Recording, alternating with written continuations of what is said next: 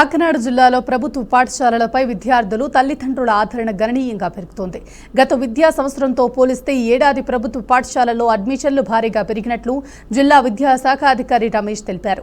రాష్ట్ర స్థాయిలో టాప్ ఫలితాల్లో కాకినాడ జిల్లా విద్యార్థులు ప్రతిభ కనబరిచారని, మూలాపేట ప్రభుత్వ పాఠశాలలో ఏకంగా నో అడ్మిషన్స్ బోర్డు ఏర్పాటు చేసేందుకు సీట్లు పూర్తిగా భర్తీ అయ్యాయన్నారు. జిల్లాలోని మరికొన్ని ప్రభుత్వ పాఠశాలల్లో కూడా అడ్మిషన్లు పూర్తయ్యాయని చెప్పుకొచ్చారు. ప్రభుత్వం కల్పిస్తున్న మెరుగైన మౌలిక వసతులు, నాణ్యమైన బోధన, విద్యార్థులకు అందిస్తున్న సౌకర్యాలు, మంచి విద్యా ఫలితాలే ఈ మార్కు ప్రధాన కారణమంటున్న విద్యాశాఖ అధికారి రమేష్తో మా ప్రతినిధి Nandini face to face.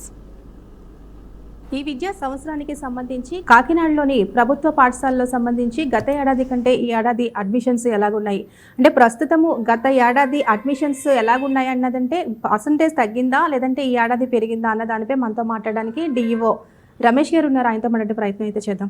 Sir చెప్పండి, ఇటీవల కాలంలోని ప్రైవేటు పాఠశాలల కంటే ప్రభుత్వ పాఠశాల మీద ఎక్కువ మగ్గు చూపిస్తున్నారు ఏదైతే విద్యార్థుల తల్లిదండ్రులు. ఎందుకంటే మౌలిక సదుపాయాలు కావచ్చు, ఉన్నత విద్య కావచ్చు, అక్కడ విద్యార్థి కల్పిస్తున్న సౌకర్యాలు కావచ్చు.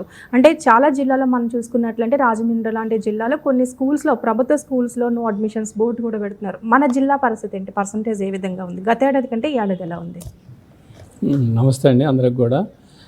ఈ సంవత్సరం మరి ప్రారంభంలోనే మేము సమ్మర్లో కూడా అందరూ ఉపాధ్యాయులందరూ వాలంటరీగా సమ్మర్లో ఇంటింటికి తిరిగి వాళ్ళ యొక్క బోధించే నైపుణ్యాల గురించి తల్లిదండ్రులకి చెప్పడం జరిగింది. దానికి అనుగుణంగానే తల్లిదండ్రులు చాలామంది అవేర్నెస్ అయ్యి స్కూల్లో మనకి ఐఓవి ప్యానల్స్ కానీ, తర్వాత పాల్ ల్యాబ్స్ కానీ, స్మార్ట్ టీవీస్ కానీ ఇవన్నీ ఇచ్చారు. కాబట్టి పిల్లలకి విద్యా బోధన చక్కగా ప్లే మెథడ్లు జరుగుతుందని చెప్పేసి గ్రహించి చాలామంది ఈ సంవత్సరం ప్రభుత్వ పాఠశాలకు రావడం జరిగింది.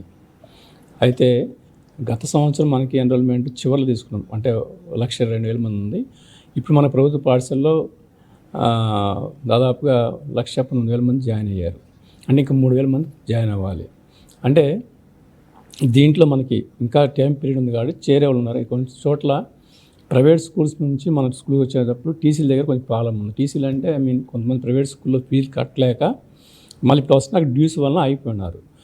అట్లాగే పిల్లలకి ఈ సంవత్సరం అంటే గత సంవత్సరం కూడా ఈ కూటమి ప్రభుత్వం వచ్చిన తర్వాత క్వాలిటీ ఎడ్యుకేషన్ ఇవ్వాలి ప్రతి విద్యార్థికి అనేది ఒక మోటోగా పెట్టుకుంది. ప్రతి ఒక్కరు కూడా ముందు అవుట్కమ్స్ రావాలని చెప్పేసి మాకు పై సెక్రటరీ దగ్గర, మినిస్టర్ గారి దగ్గర నుంచి కింద స్థాయి వరకు కూడా అదే ఇచ్చారనమాట ఫీడ్బ్యాక్. ఏంటంటే ప్రతి విద్యార్థిలో కూడా చదువు రావాలి. జిల్లాలో ఇంకా ఇలాంటి బోర్డులు పెట్టే అవకాశం ఏమైనా ఉందంటారా, లేదంటే మనకి సరిపడగా అడ్మిషన్స్ వస్తాయి అనుకుంటున్నారా? లేదండి, ప్రస్తుతానికి ప్రస్తుతం మూలాపేట వాళ్ళు నో అడ్మిషన్ బోర్డు పెట్టారు. ఇంకా కొన్ని స్కూల్లో పెట్టడానికి కూడా రెడీగా ఉన్నారు. కాకపోతే ఏంటంటే ప్రభుత్వ పాఠశాల కూడా అడ్మిషన్ తీసుకుందాం అంటే ఎప్పుడైనా ప్రభుత్వ పాఠశాల అనేది అందరికి ఎప్పుడైనా తీసుకోవచ్చిన విధానంలో తల్లిదండ్రులు కూడా ఆలోచిస్తూ ఉంటారు. వీళ్ళు కూడా వచ్చిన రిజెక్ట్ చేయకూడదు కాబట్టి తీసుకుంటా ఉన్నారు. గత ఏడాది కంటే ఈ ఏడాది 10th క్లాస్ మార్క్స్ ఎలా వచ్చాయండి మన జిల్లాకు సంబంధించి స్టూడెంట్స్కి? గత ఏడాది కంటే కూడా ఈ సంవత్సరం జిల్లాలో మనకి రాష్ట్ర స్థాయిలో 3 టాప్ ర్యాంక్స్ వచ్చినాయండి.